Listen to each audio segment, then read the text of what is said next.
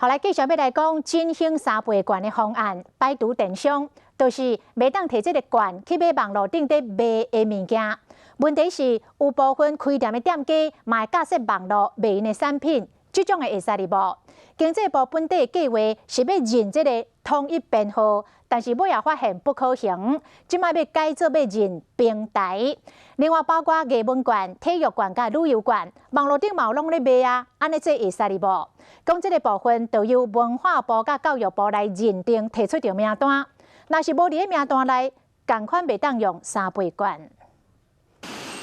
3倍券袂使伫网络买物件，抑过一个消费行为拢是用手机来进行，像讲叫车，安尼敢袂使用。只要你是合法的计程车司机，你去收3倍券，不管你是透过实体的券，还是说你透过其他的信用卡或者是第三方支付，绝对是没有问题的。业者讲，这项规定敢若 Uber 无合法，因为伊并不是合法的计程车登记业者，因为对着该合作的多元的计程车这个司机来讲是无什么差别。多元化计程车还是所谓的黄色计程车，他们其实在法规上都是合法计程车。那这一次只要是合法计程车，通通可以接受派遣。